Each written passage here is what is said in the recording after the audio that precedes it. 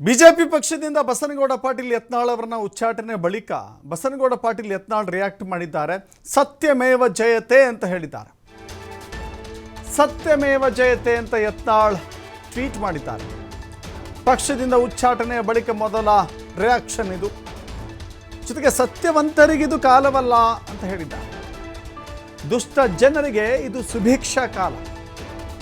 ಉಪಕಾರ ಮಾಡಿದ್ರೆ ಅಪಕಾರ ಮಾಡುವಂಥ ಕಾಲ ಇದು. ಸಕಲವೂ ತಿಳಿದವನಿಗೆ ದುರ್ಭಿಕ್ಷ ಕಾಲ ಇದು. ಧರ್ಮ ಮಾಡುವವನಿಗೆ ನಿರ್ಮೂಲನವಾಗುವ ಕಾಲ ಇದು. ಕರ್ಮಿ ಪಾತಕರಿಗೆ ಬಹುಸೌಖ್ಯ ಕಾಲ ಇದು. ಸತ್ಯವಂತರಿಗಿದು ಕಾಲವಲ್ಲ ಅಂತ ಹೇಳಿ ಬಹಳ ಮಾರ್ಮಿಕವಾಗಿ ಟ್ವೀಟ್ ಮಾಡಿದ್ದಾರೆ. ಸತ್ಯವಂತರಿಗಿದು ಕಾಲವಲ್ಲ ಅನ್ನೋದ್ರ ಮೂಲಕ ತಮಗಾದ ಉಚ್ಚಾಟನೆಯ ಕ್ರಮದ ಬಗ್ಗೆ ಈ ರೀತಿ ಪ್ರತಿಕ್ರಿಯೆ ಕೊಟ್ಟಿದ್ದಾರೆ.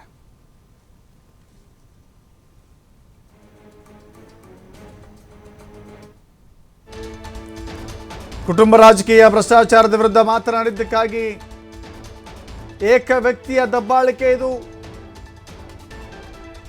ಕುಟುಂಬ ರಾಜಕಾರಣ ಭ್ರಷ್ಟಾಚಾರ,